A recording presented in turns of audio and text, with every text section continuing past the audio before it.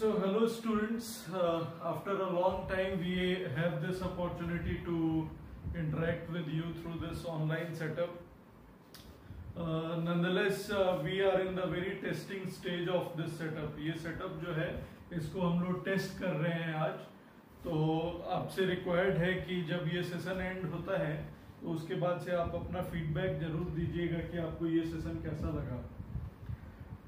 Before we really get started, सबसे पहले हम लोग को ये जान लेना होगा कि जब हम लोग लास्ट इंटरेक्ट किए थे क्लासेस में, दैट वाज होली के पहले, और अब के बीच में काफ़ी लंबा गैप हो गया है ना. लगभग 1.5 महीना से ज़्यादा का गैप हो गया है. तो इस दौरान आपने पता नहीं कैसे प्रिपरेशन किया है, आपका फ्लो कैसा चल रहा है, ये सब देखना बहुत ही इम्पोर्टेंट है. हालांकि रेगुलर बेसिस पे हमने ये जरूर अपने एंड से कोशिश किया है कि आपको मॉक टेस्ट देते रहें, ताकि इन मॉक टेस्ट के थ्रू आप रेगुलर टच में रहें कि क्वेश्चंस जो हैं उनको आप सॉल्व करते रहें, और वो क्वेश्चंस जो है आपको ये इंडिकेट करते रहें कि आपका प्रिपरेशन किस लेवल का चल रहा है. ठीक है. तो आप में से बहुत सारे लोगों ने हमसे इंटरेक्ट करके अपने मॉक टेस्ट का अपना मार्क्स भी हमारे साथ शेयर किया, लेकिन बहुत लोगों ने इंटरेक्ट नहीं भी किया है. हालांकि ये जो ऑनलाइन वीडियो है, इस वीडियो में को शूट करने के पहले हमने आप सबका यूज़र आईडी पासवर्ड क्रिएट कर दिया है, और हम लोग कोशिश कर रहे हैं कि मैक्सिमम लोगों को टच बेस करके और उनको कन्वे कर दिया जाए ID password. Just in case अगर आपको आईडी पासवर्ड नहीं मिला है तो make it a point that you contact Chetan sir. Chetan sir से आप जो है वो चेतन सर से आप जो है आईडी पासवर्ड पक्का से ले लीजिए. जस्ट इन केस आप चेतन सर से कांटेक्ट नहीं कर पा रहे हैं तो आप हमें भी कॉल कर सकते हैं. मेरा नंबर आप सबको पता होगा. Just in case if you do not have, it is 8294394519. ये मेरा कांटेक्ट नंबर है, और चेतन सर का कांटेक्ट नंबर है 76. Just wait for a moment.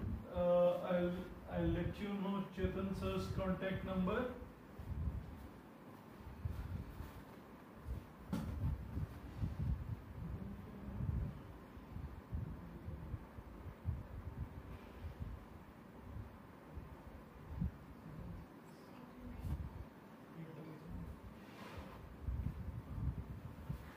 So Chetan sir का कांटेक्ट नंबर है 7632987701. आप सबसे पहले चेतन सर को कॉल कर लें. जस्ट इन केस अगर चेतन सर से आपकी बात नहीं हो पा रही है तो आप हमें भी कॉल कर सकते हैं इस नंबर पे. अब देखिए, गिवन दिस इम्पेडिमेंट कि हम लोग क्लासरूम में इंटरेक्ट नहीं कर पा रहे हैं, तो ऑफ कोर्स हमारे पास ये अपॉर्चुनिटी जो है वो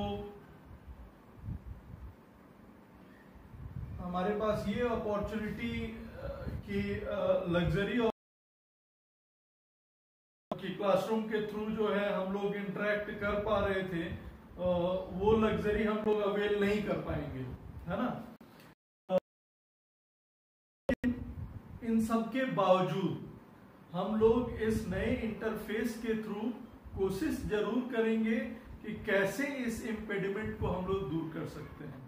तो हम अपने से हर संभव कोशिश करेंगे कि आप लोग को क्लासरूम वाला एक्सपीरियंस जो है वो जितना ज़्यादा हम लोग प्रोवाइड कर सकते हैं प्रोवाइड करें. आपकी ये रिस्पॉन्सिबिलिटी है कि आप time and again regular intervals पे हमें करें फीडबैक अपने कि क्या हम लोग को और करना चाहिए इस ऑनलाइन इंटरेक्शन में, ताकि हम लोग उनको इनकॉर्पोरेट करके आपके सारे प्रॉब्लम्स को एड्रेस कर पाएं. अब देखिए, अब तक जो है क्लैट के 2 सैंपल पेपर नए रिलीज हो चुके हैं. हम लोग जब क्लास में इंटरेक्ट करते थे उस समय एक सैंपल पेपर रिलीज हुआ था, लेकिन उसके बाद से अभी 2 सैंपल पेपर और रिलीज हो चुके हैं, और दोनों सैंपल पेपर में कुछ ना कुछ डिफरेंस था. तो हमने एक कोशिश ये जरूर की थी कि अपने mock test subsequent mock test को उन सैंपल पेपर्स के लाइंस पे मॉडल कर दिया था, ठीक है। तो आपको जो हमारे मॉक टेस्ट हैं वो आपने जब देखा होगा तो आपको इन चेन्ड पैटर्न्स का आइडिया जरूर लग गया होगा। जस्ट इन केस अगर आपको आइडिया नहीं लग पाया है तो हमारा सिंसियर सजेशन आपको है कि आप क्लैट कंसोर्टियम वाले साइट पे जाएं, अपने आईडी में जो रजिस्टर्ड आईडी है आप उसमें लॉगिन करें और सैंपल पेपर 2 और सैंपल पेपर 3 को भी आप जल्दी से जल्दी दे दें, ठीक है। इससे आपको पैटर्न, इवॉल्विंग पैटर्न का अंदाजा लग जाएगा। अब बात आती है कि प्रिपरेशन प्रोसेस में अभी आप लोग का प्रेजेंट स्टेटस क्या है। तो हम लोग ये देख रहे हैं कि जो नए पैटर्न्स रिलीज हुए हैं उन पैटर्न्स के मद्देनजर ये क्लियर कट इंडिकेशन आ चुका है कि अब जो आपका इंग्लिश सेक्शन था, इंग्लिश सेक्शन जो था उस इंग्लिश सेक्शन में सैंपल पेपर 1 तक ग्रामर का सिग्निफिकेंस नहीं था, लेकिन सैंपल पेपर 2 और सैंपल पेपर 3 में इन्होंने ग्रामर को इंक्लूड कर दिया है। तो grammar has made in its entry in the English section. Grammar जिसको हम लोग नेग्लेक्ट करके चल रहे थे, अब इसने वापस अपनी एंट्री कर दी है इंग्लिश सेक्शन में। तो आप देखेंगे जनरली जो एक पैसेज से रिलेटेड 5 या 6 या इवन 7 क्वेश्चंस रहते हैं, उनमें से जनरली 2 या 3 क्वेश्चंस ग्रामर रिलेटेड होते हैं, ठीक है। और बेसिकली ये ग्रामर रिलेटेड क्वेश्चंस जो हैं वो करेक्ट सेंटेंसेस या प्रीपोजिशन के यूसेज रिलेटेड क्वेश्चंस हैं। तो one significant change is this inclusion of this grammar section in English, ठीक है। बाकी पैटर्न वही है कि आपको 5 या 6 इंग्लिश के कॉम्प्रिहेंशंस दिए जाएंगे और उनको आपको सॉल्व करना है। लेकिन अब ये है कि ग्रामर जो है इंक्लूड कर दिया गया है और वर्ड्स का भी सिग्निफिकेंस बढ़ा है। वर्ड्स भी जो यूसेज बेस्ड वर्ड्स का मीनिंग जो है वो अब आपसे पूछा जाएगा। हालांकि ये सैंपल पेपर 1 में भी पूछा गया था, लेकिन सैंपल पेपर 2 में काफी एविडेंट है कि इन दोनों पे एम्फेसिस रहेगी। बात करें अगर इंग्लिश सेक्शन के बाद से अगर आपका हम लोग क्यूटी सेक्शन की क्वांटिटेटिव टेक्निक्स की, तो क्वांटिटेटिव टेक्निक्स में हमने ये देखा है कि जनरली ये लोग 2 ग्राफ्स दे रहे हैं, ठीक है। ग्राफ्स अब भी आपको 2 मिल रहे हैं, है ना। और इन 2 ग्राफ से मिला के आपके 10 से 11 क्वेश्चंस रह रहे हैं, है ना। और एक जो है वो पैसेज बेस्ड क्यूटी का प्रॉब्लम रह रहा है ना। तो जनरली बच्चों को इसमें थोड़ी डिफिकल्टी हो रही है। पैसेज बेस्ड क्यूटी के क्वेश्चन को टैकल कर पाने में थोड़ी सी दिक्कत हो रही है। ग्राफ वाले अब बच्चे ज्यादा कंफर्टेबल हो गए हैं ग्राफ वाले क्वेश्चंस को सॉल्व करने में। तो हमने भी कोशिश किया है अपने मॉक टेस्ट के थ्रू कि फ्यूचर मॉक टेस्ट जो है उसमें अब हम लोग पैसेज बेस्ड क्यूटी के क्वेश्चन जो है वो डालने की कोशिश करेंगे, ठीक है। तो बाकी क्यूटी का पैटर्न बहुत ज्यादा कोई शिफ्ट नहीं हुआ है। हाँ, ये कहा जा सकता है कि क्वेश्चंस जो हैं जिस डिफिकल्टी लेवल के हम लोग सपोज कर रहे थे या परसीव कर रहे थे, शायद उस डिफिकल्टी लेवल के नहीं है। अब भी क्वेश्चंस जो हैं वो मॉडरेट डिफिकल्टी लेवल के ही रहेंगे क्यूटी सेक्शन में, ठीक है। बात आती है अगर क्यूटी सेक्शन के बाद से बात आ जाती है अब लॉजिकल रीजनिंग की, लॉजिकल सेक्शन की बात आ जाती है। तो लॉजिकल सेक्शन में हमने देखा कि ये जो सेकंड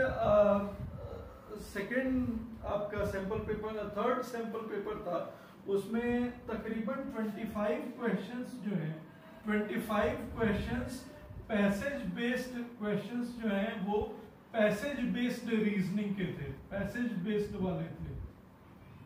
मतलब जैसा हम लोग मॉक टेस्ट में क्वेश्चंस जो है वो करते आए हैं कि एक पैसेज दिया रहता है, strengthening of argument, weakening of argument, उसके बाद से identifying premise, identifying conclusion, identifying the argument of the passage, इन सब से रिलेटेड जो क्वेश्चंस हैं उनका नंबर 20 से 25 का रहेगा। सैंपल पेपर 2 में 20 था, सैंपल पेपर 3 में ये 25 के करीब है। इट्स एंट्री, ये सिलॉग्स जो है सैंपल पेपर 2 में ही एंटर कर गया था, सैंपल पेपर 2 में भी पूछा गया है सिलॉग्स, और सैंपल पेपर 3 में भी पूछा गया है ना। सैंपल पेपर 2 में जो अदर सेक्शन पूछा गया था वो है ब्लड रिलेशंस, ठीक है। सैंपल पेपर 1 में आपने देखा कि ब्लड पजल्स जो है वो पूछा हुआ था। तो मोटा मोटी इन सब ट्रेंड्स को देख के हम लोग कह सकते हैं कि लॉजिकल रीजनिंग सेक्शन में क्रिटिकल रीजनिंग वाला पार्ट जो है वो मेजर पोर्शन होगा, मतलब 20 से 25 क्वेश्चन क्रिटिकल रीजनिंग वाले सेक्शंस के होंगे, और तकरीबन 8 से 10 क्वेश्चंस जो है 8 से 10 क्वेश्चंस वो आपके एनालिटिकल रीजनिंग यानी एआर सेक्शन के भी रहेंगे, ठीक है। तो ये हो गया आपका एआर सेक्शन का डिटेल्ड एनालिसिस, लॉजिकल सेक्शन की डिटेल्ड एनालिसिस। यानी आपको एनालिटिकल रीजनिंग करने के लिए अब आपको syllogisms, blood relations, puzzles, direction sense, series related questions were asked, both number series and alphabetic series as well as alpha numeric series. तो series based questions जो हैं they have also made its entry in logical reasoning section. तो ये हो गया logical reasoning का हमारा discussion, जो इवॉल्व पैटर्न में अपना चेंजेज आया है। इसके बाद से आ जाते हैं, अगर बात करें हम लोग जीके सेक्शन की, तो जीके सेक्शन में आपने देखा अभी सारे क्वेश्चंस जो है वो पैसेज बेस्ड ही दिए जा रहे हैं। Versatility and variance of the topics is very high. They are giving importance to something, to topics which are which we in general sense could not have imagined being asked in CLAT, है ना। तो जो international topics हैं इनका एक focus area जो है international topics को लेके भी है। सो वर्ल्ड अफेयर्स से रिलेटेड क्वेश्चंस पे इनका अच्छा खासा एम्फेसिस है।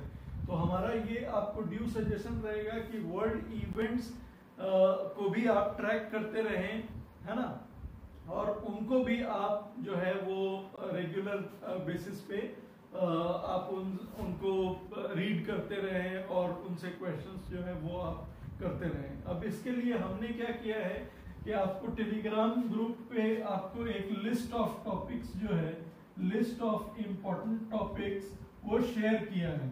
वेरी इंपॉर्टेंट टॉपिक्स आपको शेयर किए गए हैं टेलीग्राम ग्रुप पे, है ना। उन सारे टॉपिक्स जो रिलेवेंट हो सकते हैं उनकी एक एग्जॉस्टिव लिस्ट हमने बनाई है।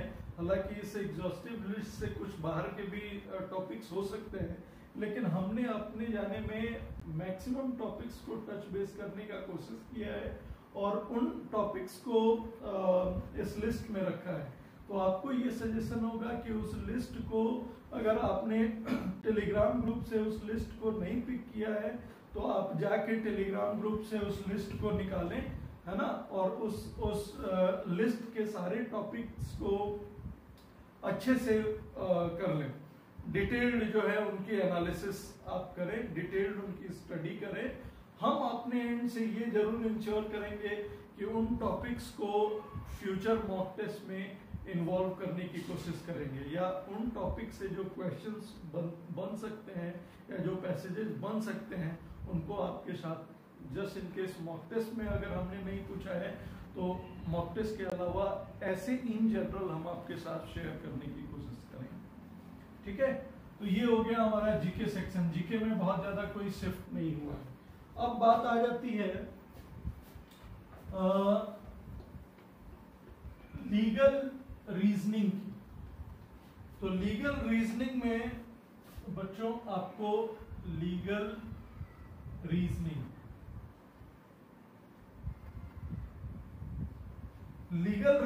में ऑफ लेट हमने ये रियलाइज किया है कि जो कॉम्प्लेक्सिटी लेवल ऑफ पैसेजेस हैं वो बढ़ रहे हैं, उनका कॉम्प्लेक्सिटी जो है वो बढ़ रहा है ना। हालांकि पैसेजेस का लेंथ बहुत बड़ा नहीं है, लेकिन उन पैसेजेस से जो क्वेश्चंस पूछे जा रहे हैं वो काफी इमेजिनेटिव है ना। तो इमेजिनेशन बेस्ड क्वेश्चंस जो है वो बहुत ज्यादा पूछे जा रहे हैं, ठीक है। तो आपको इस पे ध्यान देना है कि ये लॉजिकल रीजनिंग सेक्शन में लीगल रीजनिंग सेक्शन में आपके हाइपोथेटिकल क्वेश्चंस पे एम्फेसिस ज्यादा रहेगा। तो आपको एक पैसेज दे दिया जाएगा और उस पैसेज पे कन्विंस आप देख रहे थे एक ट्रेंड चल रहा है कि बहुत सारे लोग जो है लीगल टॉपिक उठाते हैं और उसको रीडिंग कॉम्प्रिहेंशन जैसा ट्रीट कर देते हैं, इंग्लिश का रीडिंग कॉम्प्रिहेंशन जैसा उस लीगल के पैसेज को ट्रीट कर देते हैं and they start calling it logical reasoning. नहीं, ऐसा बिल्कुल नहीं है। जो क्लैट का रिसेंट पैटर्न देख के हम लोग रियलाइज किए हैं वो ये बात है कि आपको लॉ रिलेटेड एक टॉपिक दिया जाएगा। टॉपिक जो है जनरल टॉपिक हो सकता है, स्पेसिफिक टॉपिक हो सकता है, लेकिन एक बात की गारंटी है, ऐसा टॉपिक होगा जो आपको समझ में आए और उस पे क्वेश्चंस जो दिए जाएंगे वो हाइपोथेटिकल क्वेश्चंस होंगे, इमेजिनेशन बेस्ड क्वेश्चंस होंगे। जो अगर आपने पैसेज को थॉरोली पढ़ के अंडरस्टैंड कर लिया है तो आप उन इमेजिनेशन बेस्ड क्वेश्चंस को जरूर आंसर कर पाएंगे, ठीक है। तो हमने अपने मॉक टेस्ट के थ्रू ये कोशिश की है कि इन इमेजिनेशन बेस्ड क्वेश्चंस को ज्यादा से ज्यादा नंबर्स में आपको प्रोवाइड करें। तो हमारा शुरुआत से ही लीगल का जो मॉक टेस्ट के क्वेश्चंस हैं वो इसी लाइन पे बेस्ड है। बाकी सारे इंस्टीट्यूट्स का डिफरेंट है, लेकिन अपना जो है ऑनलाइन है, ठीक है। तो अगर मेरा फिर आपसे यही सजेशन है कि अगर आप हमारा मॉक टेस्ट जो है वो अच्छे से दे रहे हैं तो मॉक टेस्ट आपका एक सबसे बड़ा गाइड होगा, आपको ये पाथ शो करने के लिए कि आपको अपने प्रिपरेशन प्रोसेस को कैसे जो है वो चेंज करना है, कैसे उसको अपडेट करना है, ठीक है।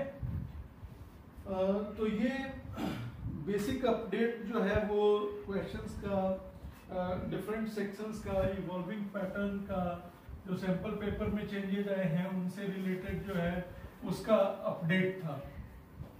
अब बात आती है, बच्चों का बहुत ज़्यादा फीडबैक था कि सर मॉक टेस्ट के पेपर को हम लोग अच्छे तरीके से डिस्कस नहीं कर पा रहे हैं, उनके क्वेश्चंस जो हैं वो अच्छे से हम डिस्कस नहीं कर पा रहे हैं उनके क्वेश्चंस को। तो हमने ये सोचा है कि जो भी मॉक टेस्ट के हमारे पेपर्स हैं उन पेपर्स को हम सीक्वेंशियली उनको हम रेगुलर इंटरवल्स पे आपके साथ डिस्कस करते जाएंगे। तो आज के क्लास का ये पर्पस है कि आज की क्लास में इसका दो पर्पस है। एक तो है कि ये डेमो क्लास है, आपको फीडबैक देना है क्लास के अंत में कि ये सेशन कैसा है। कहीं ऐसा तो नहीं है कि आपको मेरी आवाज़ ठीक तरीके से नहीं मिल रही, कहीं ऐसा तो नहीं है कि बोर्ड पे जो लिखावट है आप उसको पढ़ नहीं पा रहे हैं। तो ये सारे फीडबैक्स आपको इस क्लास के बाद से देने हैं, ठीक है। और दूसरा पर्पस इसका है कि हम लोग मॉक टेस्ट 30 के क्यूटी और लॉजिकल रीजनिंग सेक्शन के कुछ एक टॉपिक्स को आपके साथ डिस्कस करेंगे।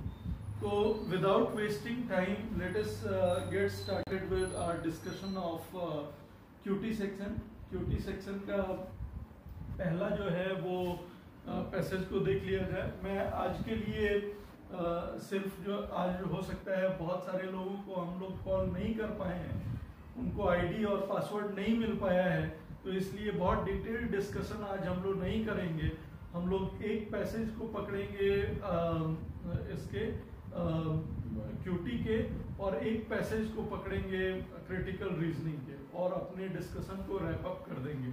बेस्ड ऑन आपके फीडबैक हम लोग उसको ट्वीक करके मॉक टेस्ट 30 का डिटेल डिस्कशन सब्सिक्वेंट क्लासेस में करेंगे। सब्सिक्वेंट क्लासेस कब की जाएंगी ये सारा कुछ आपको नोटिफाई कर दिया जाएगा, है ना। और अब ये हम लोग इंश्योर करेंगे कि सारे लोग एक पर्टिकुलर टाइम पे हम लोग इकट्ठे हो जाएं। आपको ये भी सजेशन देना होगा कि कब क्लास जो है वो करना ठीक रहेगा, सवेरे करना ठीक होगा या शाम को करना ठीक होगा। ये सारा डिस्कशन आप लोग फीडबैक के थ्रू हम लोग को आप पहुंचाएंगे। कॉन्टैक्ट हमने शेयर किया था उन सारे कॉन्टैक्ट्स पे। तो अभी स्टार्ट करते हैं हम लोग अपने क्यूटी सेक्शन के क्वेश्चन नंबर मॉक टेस्ट 30 के क्वेश्चन नंबर 1 to 5 में। तो अगर क्वेश्चन नंबर क्यूटी सेक्शन के क्वेश्चन नंबर 1 to 5 में आप आएंगे तो आप देखेंगे कि इसमें एक टेबुलर डेटा दिया हुआ है। एक टेबुलर डेटा दिया हुआ है और उस टेबुलर डेटा के बेसिस पे आपको क्वेश्चंस पूछे गए हैं। अब ये टेबुलर डेटा क्या है? ये कहता है कि the amount of money invested in rupees crores in the core infrastructure areas of 2 districts Chittoor and Khammam of Andhra Pradesh. मतलब आंध्र प्रदेश के 2 डिस्ट्रिक्ट चित्तूर और खम्मम में इंफ्रास्ट्रक्चर एरियाज में, डिफरेंट एरियाज में, इंफ्रास्ट्रक्चर के डिफरेंट एरियाज में इन्वेस्टमेंट किया गया है। 1995 और 1996 के दिए हुए हैं। डेटा जो है वो चित्तूर का भी 95-96 का इन्वेस्टमेंट का डेटा दिया हुआ है और खम्मम का भी 95-96 का डेटा दिया हुआ है आपके सामने। और इन डेटा के बेसिस पे आपसे क्वेश्चंस पूछे गए। तो पहला क्वेश्चन अगर हम लोग देखें तो पहला क्वेश्चन कहता है by what percent was the total investment in the 2 districts more in 1996 as compared to that in 1995। मतलब इस क्वेश्चन में क्या पूछ रहा है? इस क्वेश्चन में ये पूछ रहा है, क्वेश्चन नंबर 1 में, क्वेश्चन नंबर 1 पे अगर आप आए डायरेक्टली तो क्वेश्चन नंबर 1 में आपसे प्राइमरली पूछ रहा है कि 96 का इन्वेस्टमेंट जो है दोनों डिस्ट्रिक्ट्स का मिला के, वो 95 के इन्वेस्टमेंट दोनों डिस्ट्रिक्ट्स का मिला के उससे कितना परसेंट ज्यादा है। तो आपको करना क्या है, 1995 का चित्तूर प्लस खम्मम इन दोनों का सम कर देना है। 1996 का चित्तूर प्लस खम्मम का जो डेटा है उनको ऐड कर देना है। तो ये ऐड करके आपको कितना मिलेगा? आप देखेंगे तो 95 का 2981 है, ठीक है। आप देखेंगे चित्तूर का डेटा जो है, चित्तूर का 1995 का डेटा है 2981। तो 2981 को हम लोग अप्रोक्सीमेट कर लेंगे कि ये 3000 है, ठीक है। और खम्मम का 95 का डेटा है 7081। तो 7081 को हम लोग सपोज कर लेंगे कि ये 7000 है, ठीक है। तो इसका मतलब कि ये डेटा है हमारा 10,000 से थोड़ा सा ज्यादा, ठीक है। क्योंकि 95 वाले को हमने 11 घटाया था और मतलब चित्तूर वाला डेटा को हमने 11 घटाया है, 11 से बढ़ा दिया है, और खम्मम वाले डेटा को हमने 81 से बढ़ा दिया है। तो इसका मतलब ये सम जो है वो हमारा 10,070 के करीब होना चाहिए था, हमने इसको अप्रोक्सीमेट कर लिया है 10,000। अब आ जाते हैं 96 में। तो 96 में चित्तूर का डेटा है 3489। तो इसको हम लोग सपोज कर लेंगे 3500 प्लस खम्मम का डेटा है 8352। तो इसको हम लोग कह देंगे 8300, ठीक है, 3500 और 8300। तो ये हमारा हो गया कितना, 538 एंड 8311, ठीक है, 11,800। तो आपसे पूछा जा रहा है कि 11,800 10,000 से कितना परसेंट ज्यादा है। तो भाई कितना ज्यादा है, 1800 ज्यादा है, ठीक है।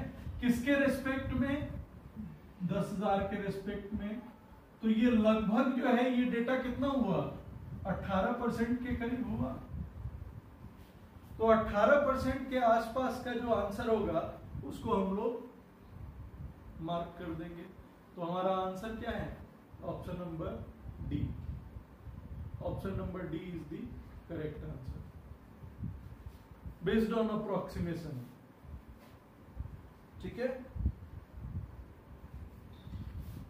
Based on approximation 8300, based on approximation हमारा 18% जो है वो आंसर रहेगा।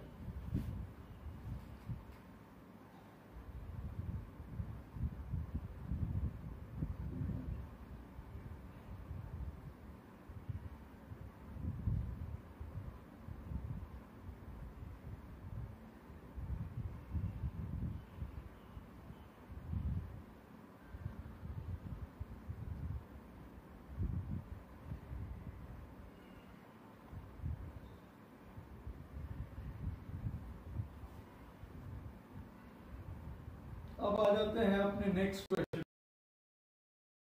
तो नेक्स्ट क्वेश्चन हमारा कहता है कि approximately how many times the total investment in Chittoor was the total investment इन खम्मम।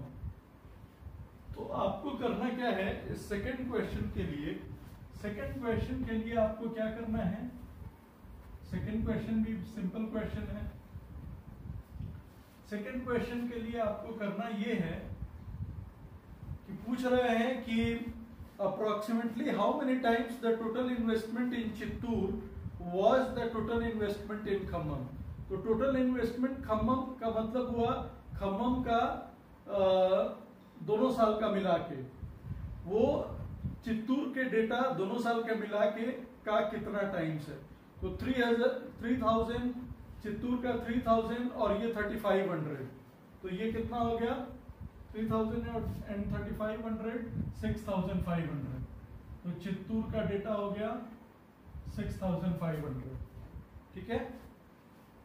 और इसके बाद से चित्तूर के बाद से आपका हो गया खम्मम पे आ जाए। तो खम्मम का हमारा डेटा है 7,081। तो इसको हम लोग 7100 ले लिए और इसको हमने ले लिया 8300। तो 7100 और 8300 एक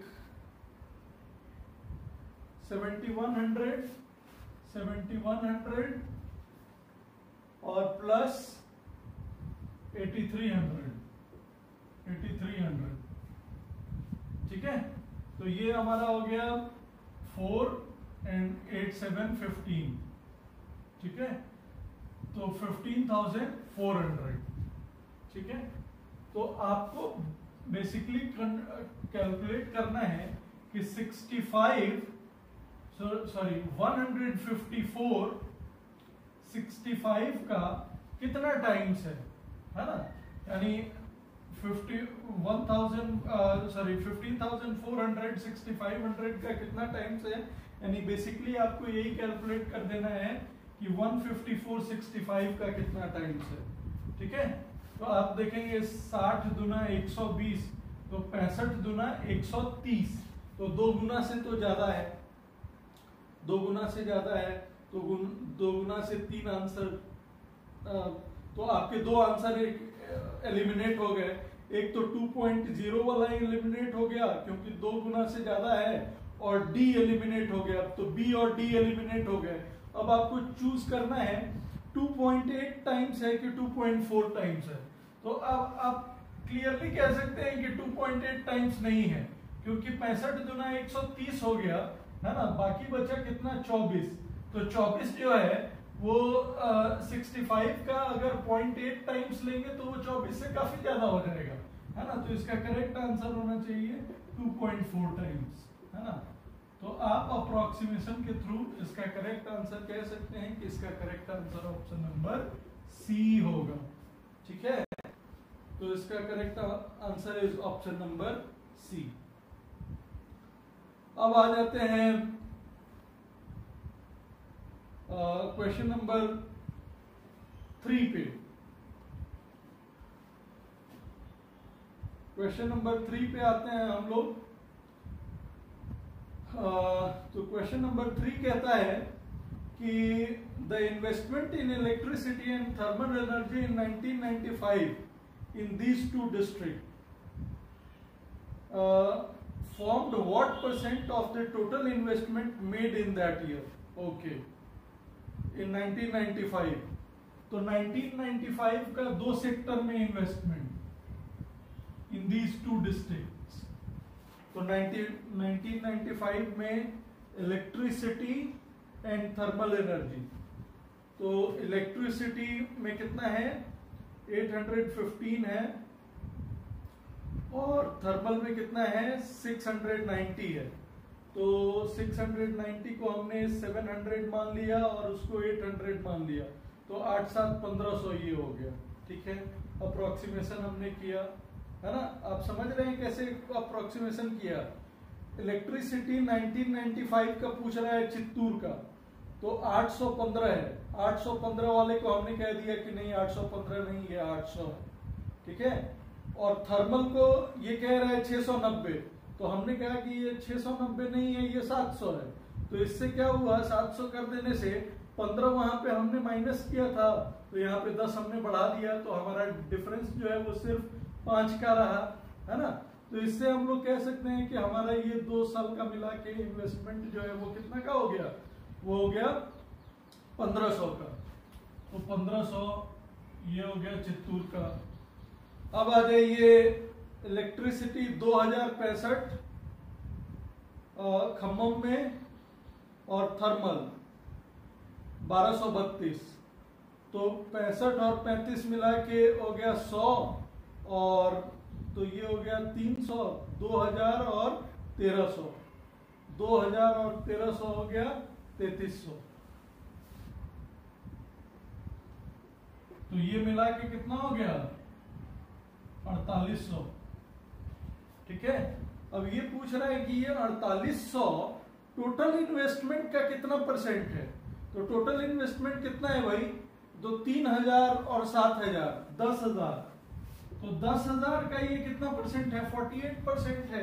तो 48% के आसपास वाला जो आंसर होगा वो हम मार्क करेंगे। तो 48% के आसपास हमारा 47% दिख रहा है, तो हमारा क्लियरली आंसर सी होगा। Fairlie easy question. ठीक है, तो हम लोग आसानी से कह सकते हैं कि सी हमारा आंसर होगा। ठीक है, तो देखिए हम बहुत ज्यादा कैलकुलेशन नहीं कर रहे हैं, हम मेंटल मैथ ही कर रहे हैं। क्या कर रहे हैं, अप्रोक्सीमेशन कर रहे हैं। अप्रोक्सीमेशन से हमारा रिजल्ट जो है वो मिल रहा है। ठीक है, अब कहता है क्वेश्चन नंबर 4 में। क्वेश्चन नंबर 4 में कह रहा है कि in Khammam district the investment in which area in 1996 showed the least % increase over the investment in that area in 1995। मतलब खम्मम का किस एरिया का 1996 में इंक्रीज जो है वो लीस्ट है। ठीक है, तो अब अपने को सिर्फ फोकस करना है खम्मम पे। ठीक है, और 4 ही एरिया ऑप्शन में 4 ही ऑप्शन दिए हुए हैं, इलेक्ट्रिसिटी, केमिकल, सोलर और न्यूक्लियर। तो हम लोग इन्हीं को देखेंगे। इलेक्ट्रिसिटी तो 2065 से 2365 मतलब 300 का इंक्रीज है। ठीक है, 300 का इंक्रीज है 200 पे। बात करें तो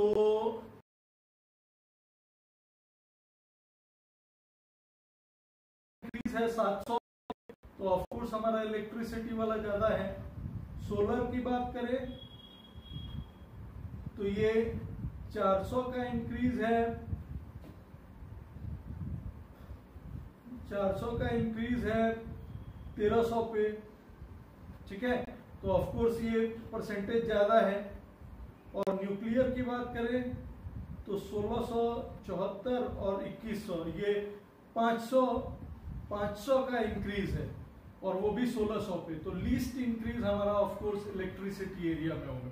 सिंपल डेटा देख के आप आंसर कर सकते हैं कि इसका आंसर जो है वो इलेक्ट्रिसिटी होगा। फोर्थ का आंसर होना चाहिए ए। बच्चों मैं बार बार आपसे कह रहा हूं, देखिए क्यूटी सेक्शन एक ऐसा सेक्शन है जो कि आपके कन्वेंशनल मैथ से डिफरेंट है। यहाँ पे आपको कैलकुलेट नहीं करना है।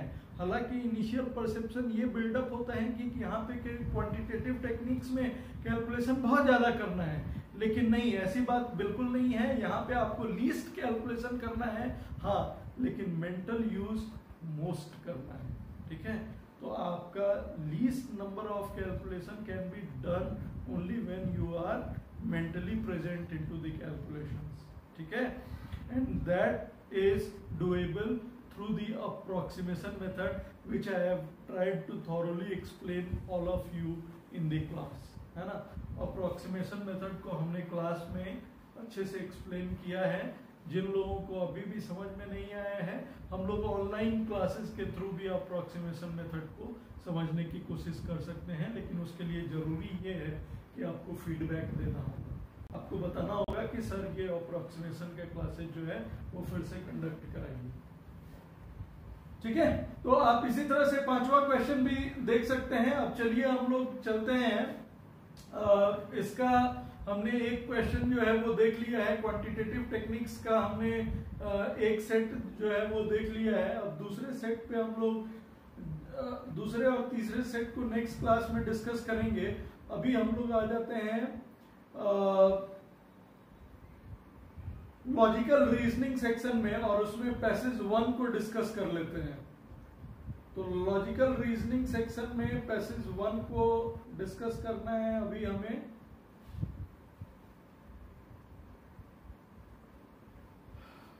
इनके पांचों क्वेश्चंस को डिस्कस कर लेने हैं। बहुत लोगों को लॉजिकल रीजनिंग के क्रिटिकल रीजनिंग वाले पार्ट में बहुत सारी दिक्कत आ रही है। अभी भी बहुत लोग स्ट्रगल कर रहे हैं कि उनको पता नहीं चल पा रहा है कि प्रेमाइस क्या होता है, कंक्लूजन क्या होता है, आर्ग्यूमेंट क्या होता है, काउंटर प्रेमाइस क्या होता है, एडिशनल प्रेमाइस क्या होता है। ये सारी चीजें आपको अभी काफी कंफ्यूज कर रही हैं। कौन सा आर्ग्यूमेंट को वीकेन करेगा, अजम्पशन क्या होता है, असर्शन क्या होता है ना, कौन सा आर्ग्यूमेंट को स्ट्रेंथन करेगा। इन सारी चीजों में अभी भी आपको बहुत सारी डिफिकल्टीज फेस करनी पड़ रही है ना। इन सारी चीजों को एड्रेस करने के लिए हम लोग ऑल टुगेदर एक डिफरेंट क्लास कंडक्ट करेंगे, जिसमें इन सारे टॉपिक्स का डिटेल विद एग्जांपल जो है वो डिस्कशन आपके साथ कंडक्ट किया जाएगा, ठीक है। अभी के लिए हम लोग लॉजिकल रीजनिंग के पैसेज नंबर 1 पे आ जाते हैं, मॉक टेस्ट नंबर 30 के। तो अगर आप होपफुली आपने इस सेक्शन को पढ़ लिया होगा। जस्ट इन केस अगर आपने नहीं पढ़ा है तो हम 1 मिनट का समय देते हैं, आप इस सेक्शन को एक बार जल्दी से पढ़ लीजिए, है ना। इस पैसेज को जल्दी से पढ़ लीजिए, passage number 1 of logical reasoning section. 1 minute का समय है आपके पास। अगर आपने नहीं पढ़ा हुआ है तो पढ़ लीजिए, अगर पढ़ा हुआ है तो इसको रिवाइज कर लीजिए। Passage number 1 of logical reasoning.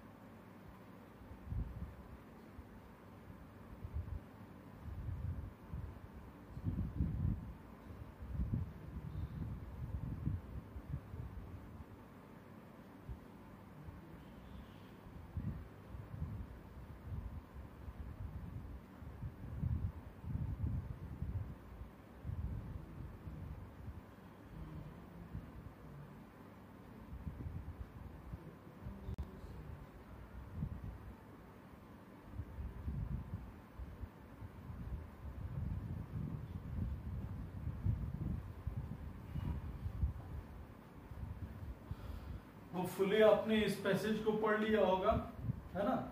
अब इस पैसेज को पढ़ने के बाद से आपने रियलाइज किया होगा कि ये लीगल सिस्टम की बात कर रहा है डेट रिकवरी में, कि क्यों इंडिया में डेट रिकवरी जो है इतना डेट रिकवरी रेट जो है इतना लो क्यों है, उसके बारे में ये पूरा डिस्कशन है।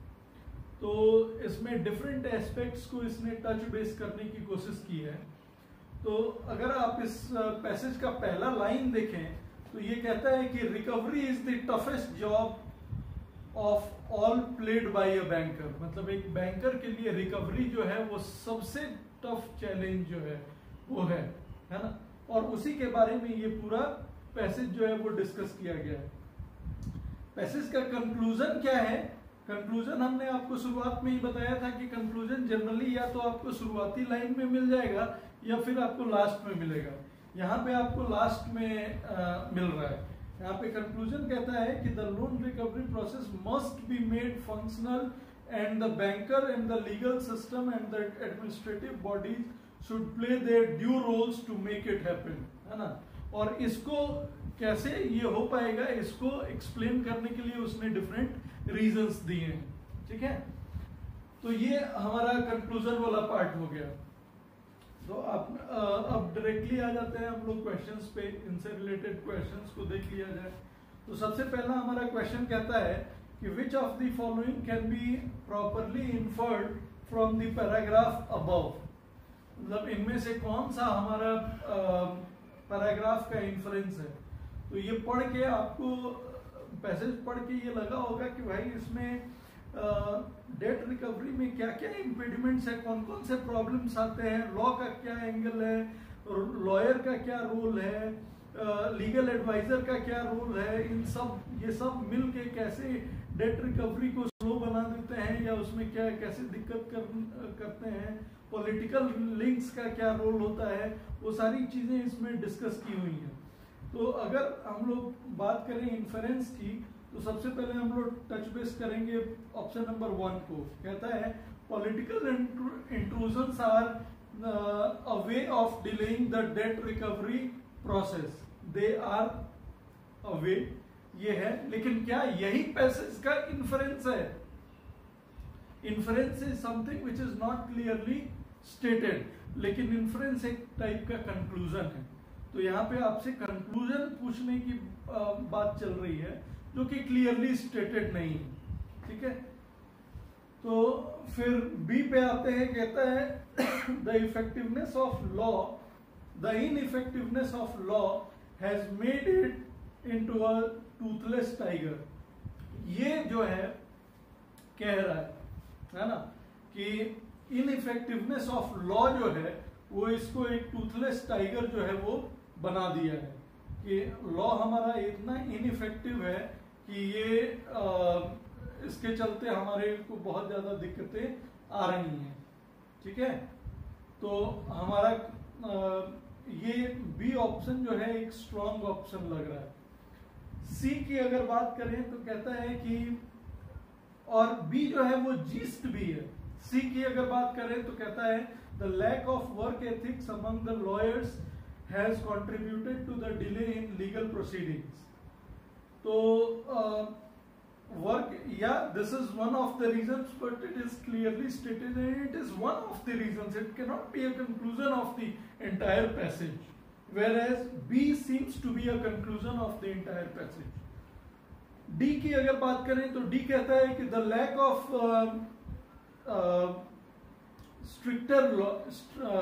stricter laws gives a leeway to the willful defaulters. मतलब willful defaulters को stricter laws, देखिए इसमें कह रहा है कि stricter laws बने हुए हैं लेकिन लॉ का इम्प्लीमेंटेशन अच्छे से नहीं हो रहा है ना। तो हमारा करेक्ट ऑप्शन जो है वो ऑप्शन नंबर बी है, जो कहता है कि the ineffectiveness of law has made it into a toothless tiger. So हमारा करेक्ट आंसर जो है वो करेक्ट इन्फ्लुएंसिंग कर रहे थे वही ऑफ हो गया था, जिसके चलते ये डिसरप्शन हुआ। आगे से ये इंश्योर किया जाएगा कि ऐसे डिसरप्शन जो है वो नहीं हो, ठीक है। तो हमने जिस पॉइंट पे आपका ये स्ट्रीमिंग जो है डिसरप्ट हुआ था, उस पॉइंट से कैरी फॉरवर्ड करते हैं, है ना। और हमने होपफुली क्रिटिकल रीजनिंग यानी मॉक टेस्ट 30 के क्रिटिकल रीजनिंग का पैसेज नंबर 1 का क्वेश्चन नंबर 1 डिस्कस किया था। हम लोग क्वेश्चन नंबर 2 ऑनवर्ड्स जो है वो डिस्कशन स्टार्ट करते हैं। तो आ जाइए आप लोग पैसेज के क्वेश्चन नंबर 2 पे, है ना। ये क्वेश्चन नंबर 2 कहता है कि if the above statements are true which of the following conclusions is best supported by them. तो इसमें जो है वो आपका ऑप्शन दिया हुआ है, there is no proper implementation of law. ये ऑब्वियसली है, लॉ के इम्प्लीमेंटेशन, ये कह रहा है पैसेज में थ्रू आउट कहा गया है कि लॉ बना हुआ है लेकिन उसके इम्प्लीमेंटेशन में इश्यूज हैं। तो ये बात क्लियरली कही गई है, ठीक है। तो ये कंक्लूजन हो सकता है और ये जिस्ट भी लगता है।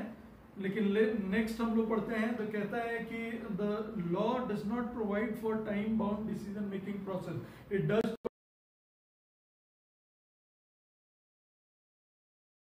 120 दिन वाले टाइमलाइन से वो काफी आगे जो है वो निकल जाता है, ठीक है।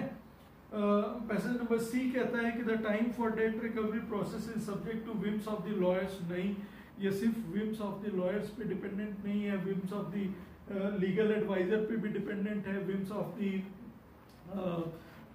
पॉलिटिकल अफिलिएशंस उस पे भी डिपेंडेंट है, पॉलिटिकल अफिलिएशंस पे भी ये डिपेंडेंट है, क्योंकि पॉलिटिकल इंटरफेरेंसेस बहुत ज़्यादा है ना।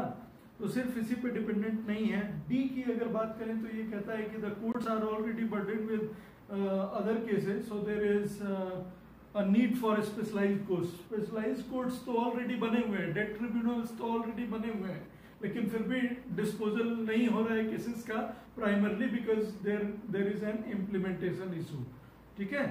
तो इसका 49 का करेक्ट ऑप्शन होना चाहिए ऑप्शन नंबर ए। चलिए अब आ जाते हैं क्वेश्चन नंबर 50 पे। तो क्वेश्चन नंबर 50 पे the author is trying to convey, तो इस पैसेज का मेन आइडिया क्या है जो ऑथर कन्वे करना चाहता है। तो the main idea the author is trying to convey is, पहला, proper implementation of the law will ensure speedy. ये हो सकता है, हम लोग आगे पढ़ते हैं, क्योंकि हम लोग को चारों ऑप्शन हमने हमेशा बताया है कि क्रिटिकल रीजनिंग में चारों ऑप्शंस पढ़ लीजिए, क्योंकि हो सकता है कि अगला ऑप्शन दूसरे पहले वाले ऑप्शन से बेटर हो, and you have always to choose between the best possible option. You have to always choose the best possible option out of the options given to you, है ना।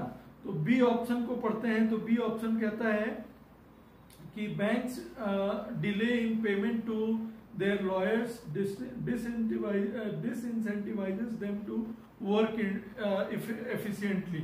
तो ये एक पॉइंट दिया हुआ है, लेकिन मेन आइडिया की अगर बात करें तो main idea should be the crux of the passage, not a simple point that has been discussed in the passage, whereas this point is one of the simple points which has been discussed in the passage।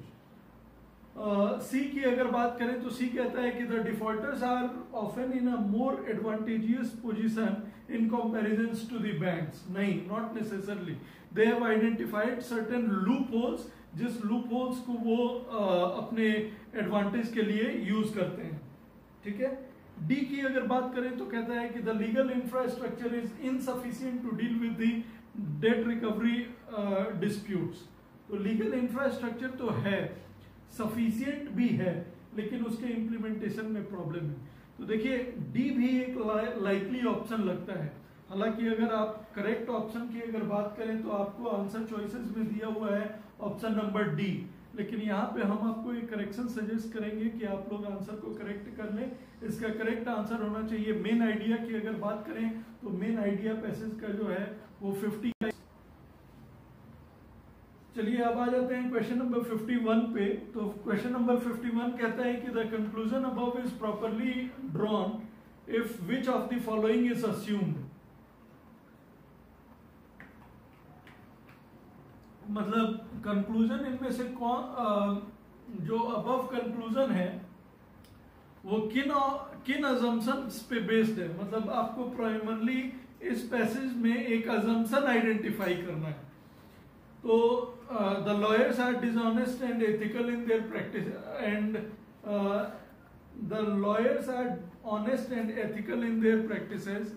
नहीं, ये assumption तो नहीं है, क्योंकि बोल रहा है कि चूंकि उनको डिलेड पेमेंट होता है तो इसलिए बहुत ज्यादा डेट रिकवरी वाले केसेस में वो लोग ध्यान नहीं देते हैं। ठीक है। बी की अगर बात करें तो बी कहता है कि the legal system is existent but not functional. तो लीगल सिस्टम जो है वो एग्जिस्टेंट है बट फंक्शनल नहीं है।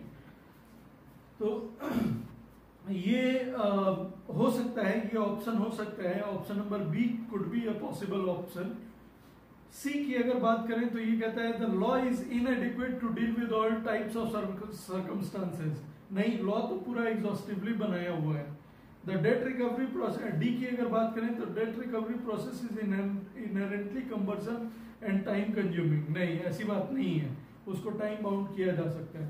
तो इसका करेक्ट ऑप्शन होना चाहिए option number B. What is the author most likely to agree with? Legal advisors ethical conduct must contribute to faster disposal. Yes, ये अग्री करता है, क्योंकि अगर आप सेकेंड लास्ट पैराग्राफ देखें तो सेकेंड लास्ट पैराग्राफ का फर्स्ट लाइन ही कहता है कि legal advisers negligence and dishonesty can also contribute to slow disposal. इसका मतलब कि अगर उसकी नेग्लिजेंस और डिसऑनेस्टी के चलते स्लो डिस्पोजल होता है तो उसका मतलब ये हुआ कि उसकी ऑनेस्टी एंड सिंसियरिटी के चलते फास्टर डिस्पोजल ऑफ केसेस होंगे, है ना। तो ऑप्शन नंबर ए इसका करेक्ट ऑप्शन होना चाहिए। तो बच्चों, हमने क्रिटिकल रीजनिंग के पैसेज नंबर 1 को डिस्कस किया है आपके साथ में क्यूटी का भी passage number question number first set जो है वो आपके साथ डिस्कस किया है। ये जो क्लास था लेक्चर 1 जो था, ये प्राइमरली एक डेमो क्लास था, जिसके थ्रू हम लोग आपसे फीडबैक्स चाहते हैं। तो हम लोग चाहते हैं कि आप इस डेमो को देखने के बाद से हमको फीडबैक दीजिए कि आपका ये क्लास कैसा रहा और ये कितना फ्रूटफुल था, इसमें क्या चेंजेस लाए जा सकते हैं ताकि ये और इफेक्टिव हो जाए। और साथ ही में आप हम लोग को ये भी कम्युनिकेट कीजिए कि कौन कौन से ऐसे टॉपिक्स हैं जिनका क्लास आप चाहते हैं कि आपको कंडक्ट किया जाए नियर फ्यूचर में। And at the same time you also have to communicate a particular time, जिस टाइम पे ये क्लास करना सुटेबल होगा ताकि most of you should be attending these classes. हालांकि लॉकडाउन में जब आप सब कोई घर में बैठे हैं, तब चाहते हैं कि एक कॉमन टाइम को हम लोग आइडेंटिफाई कर लें और उस कॉमन टाइम पे अपनी क्लासेस को कंडक्ट करें। तो आपका ये पहला काम है फीडबैक देना, कि आप फीडबैक देंगे। दूसरा है आप लिस्ट ऑफ टॉपिक्स आइडेंटिफाई कर लेंगे कि किन टॉपिक्स का क्लास करना है। और तीसरा है कि आप एक कन्वीनियंट टाइम हमें सजेस्ट कर देंगे जिस टाइम पे ये क्लासेस कंडक्ट करानी चाहिए। ठीक है, that's all from our side. Hope you enjoyed the classes and you'll be regular with the classes now on. Just in case if you didn't receive your ID and password, I have communicated you the contact numbers. आपके Telegram पे चेतन sir का contact number भेजा हुआ है, मेरा contact number आपके पास है। आप चेतन सर को कॉन्टैक्ट करके और आईडी पासवर्ड जो है वो उनसे ले सकते हैं। हमारा app store, Apple app store पे भी अगर CLAT Gurukul online classes, CLAT Gurukul online classes से अगर आप ऐप स्टोर पे सर्च करेंगे, गूगल प्ले स्टोर पे सर्च करेंगे तो आपको हमारा ऐप दिख जाएगा। इस ऐप को आप डाउनलोड कर लीजिए, चेतन सर से